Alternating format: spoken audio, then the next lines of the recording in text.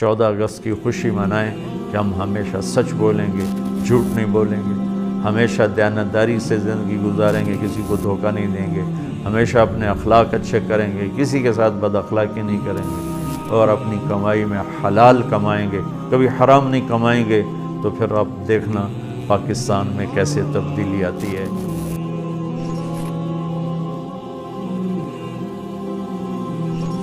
السلام علیکم ورحمۃ اللہ وبرکاتہ۔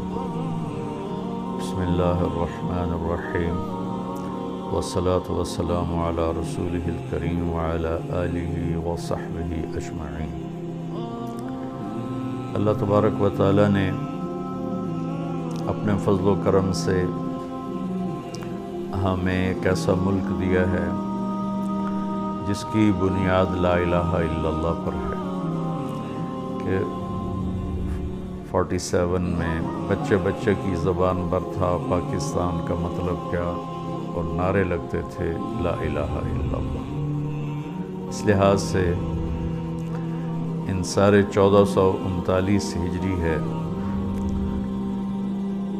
اس سارے عرصے میں 2 ریاستیں ایسی ہیں جو اسلام کے بنیاد پر وجود میں آئیں، ایک مدینہ منورہ کی ریاست اور ایک پاکستان کی ریاست، اور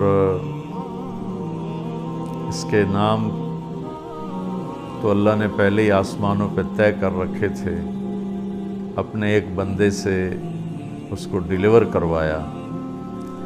اس میں کسی قوم کی طرف اشارہ نہیں، ہندوستان، ہندو لوگوں کی سرزمین، ازبکستان، ازبک لوگوں کی زمین، تاجکستان، تاجک لوگوں کی زمین، افغانستان، افغان لوگوں کی سرزمین، کرغیزستان، کرغیز قوم کی سرزمین، لیکن اس کو مشابہت ہے مدینہ طیبہ کہا جاتا ہے، مدینہ طیبہ، طیبہ پاک، مدینہ پاک شہر۔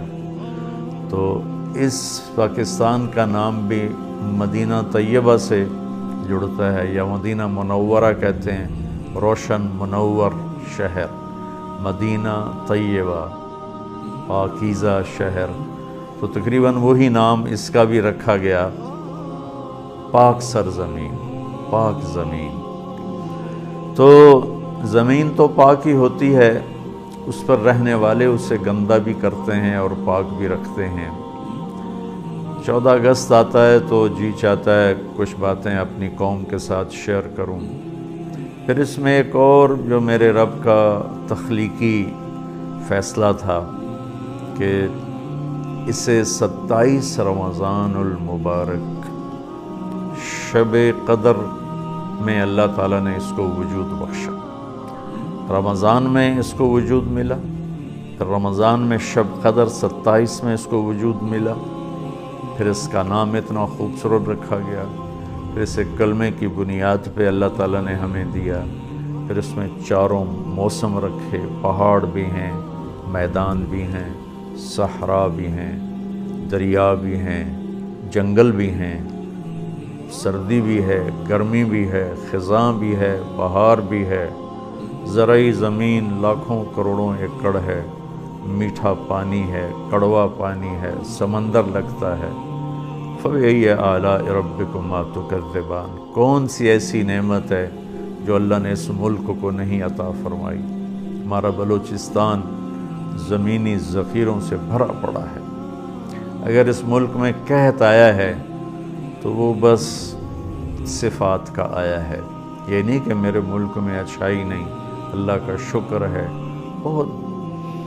بہت اللہ کے نیک بندے میرے دیس میں آباد ہیں، اس طرح ہمیں مایوس نہیں ہونا چاہیے، لیکن برائی غالب ہے جو تو نظر آ رہا ہے۔ تو اس دن کے حوالے سے میں صرف ایک حدیث بیان کرنا چاہتا ہوں۔ اگر ہم اس ملک کو پاک بنانا چاہتے ہیں اور پاکستان کو ایک عزت دلانا چاہتے ہیں، ہم ایٹمی طاقت اللہ نے ہمیں بنایا، واحد اسلامی سلطنت ایٹمی طاقت ہے، لیکن عزت نہیں ملی، نہ عالمی سطح پر، نہ علاقائی سطح پر۔ کہ عزت دینے والا اللہ ہے، وہ تو عز من تشاء، اور ذلیل کرنے والا اللہ ہے، وہ تو ذل من تشاء۔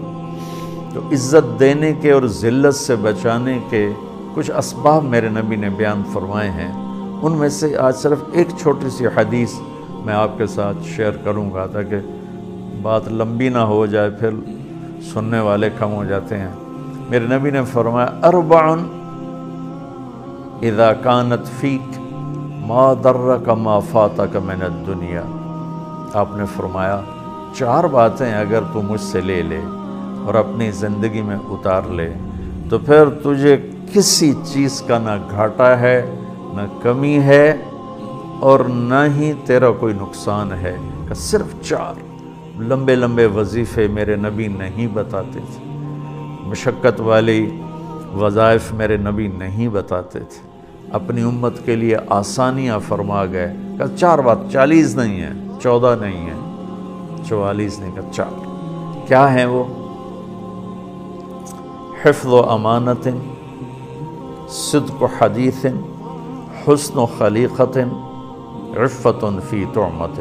سبحان اللہ۔ میرے نبی نے فرمایا، گویا یوں میں یوں کہوں کہ میرے پاکستان کی قوم سے، جس میں بہت سی قومیں آباد ہیں اور ہر صفات کے لوگ اس میں موجود ہیں، عورتیں بھی، مرد بھی، بڑے بھی، بوڑھے بھی، بالدار بھی، فقیر بھی، میرے نبی نے فرمایا 4 باتیں مجھ سے لے لو۔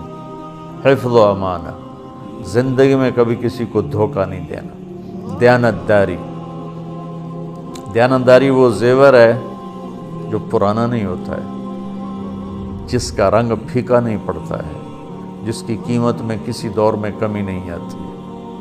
دوسرا ارشاد فرمایا صدق و حدیث، کہ ہمیشہ سچ بولنا ہے، کبھی جھوٹ نہیں بولنا، ہمیشہ سچ بولنا ہے، کبھی جھوٹ نہیں بولنا ہے۔ ان 2 کی وضاحت کے لیے ایک اور حدیث سناؤں۔ میرے نبی نے فرمایا میرا امتی ہر گناہ کر سکتا ہے، 2 نہیں کر سکتا، ایک جھوٹ کبھی نہیں بولے گا، ایک دھوکہ کبھی نہیں دے گا۔ ایک جھوٹ کبھی نہیں بولے گا، ایک دھوکہ کبھی نہیں دے گا۔ تو میرے نبی نے فرمایا 4 باتیں، ان میں سے 2 کون سی ہیں؟ دیانت داری، دھوکہ نہیں دینا،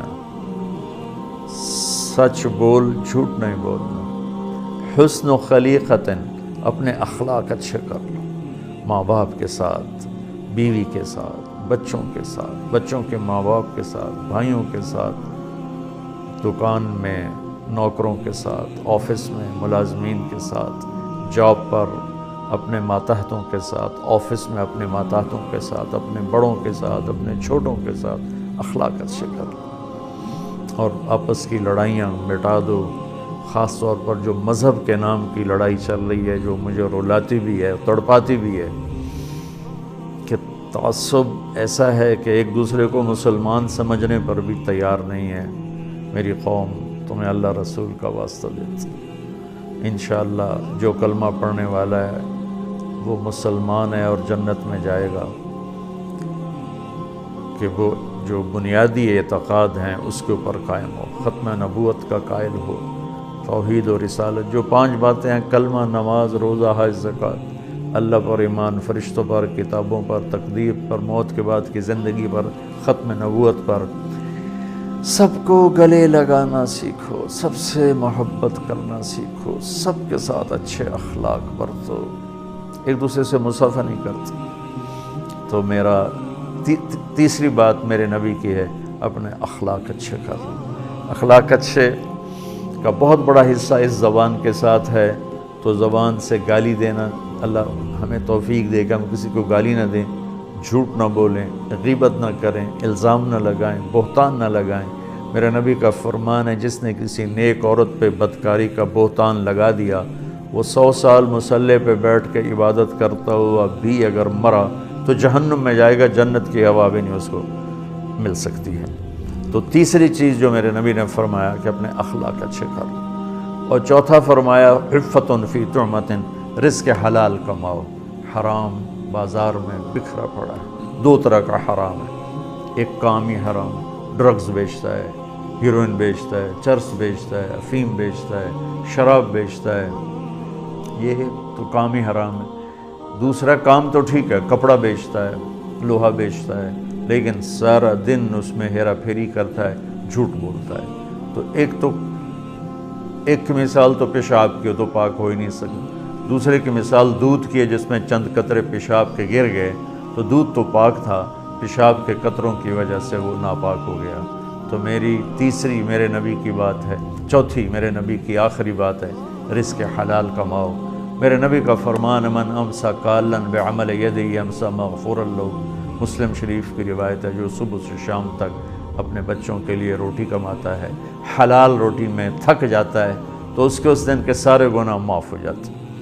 اور سعد بن معاذ آپ کے پاس بیٹھے تھے، آپ کی نظر ان کے ہاتھوں پر پڑی تو وہ سخت تھے، تو آپ نے پوچھا سعد تیرے ہاتھوں کو یہ کیا ہوا ہے؟ تو انہوں نے عرض کی یا رسول اللہ میں اپنے بچوں کے لیے روٹی کماتا ہوں، خود کام کرتا ہوں، محنت مزدوری کا دہاڑی دار، تو میرے ہاتھ سخت ہو گئے۔ اپنے باغ میں کام کرتے تھے، تو آپ نے ان کا ہاتھ ایسے پکڑ کے ایسے بوسہ لیا اور ارشاد فرمایا بچوں کو حلال کھلاتے ہوئے جو ہاتھ ایسا ہو جائے گا اس پر جہنم کی آگ حرام ہو جائے گی۔ تو میرے بھائی بہنوں، میرے بچوں بچیوں جو میری بات سن رہے ہو، ہم اس دن کی خوشی منائیں، جھنڈے لگا کر نہیں، یہ تو فضول خرچی ہے۔ جی جھنڈے بنانے پر، جھنڈیوں بنانے پر پیسہ لگانے کی بجائے اتنا پیسہ کسی غریب کا علاج کروا دیں، کسی غریب کی بیٹی کی شادی کروا دیں، کسی مصیبت زدہ کی مصیبت میں کام آ جائیں، کسی مقروض کا قرضہ ادا کروا دیں، کسی خیراتی فنڈ میں وہ پیسے جمع کرا دیں۔ ہم یہ پیسہ ضائع نہ کریں، برباد نہ کریں۔ 14 اگست کی خوشی منائیں کہ ہم ہمیشہ سچ بولیں گے، جھوٹ نہیں بولیں گے، ہمیشہ دیانتداری سے زندگی گزاریں گے، کسی کو دھوکہ نہیں دیں گے، ہمیشہ اپنے اخلاق اچھے کریں گے، کسی کے ساتھ بد اخلاقی نہیں کریں گے، اور اپنی کمائی میں حلال کمائیں گے، کبھی حرام نہیں کمائیں گے۔ تو پھر آپ دیکھنا پاکستان میں کیسے تبدیلی آتی ہے۔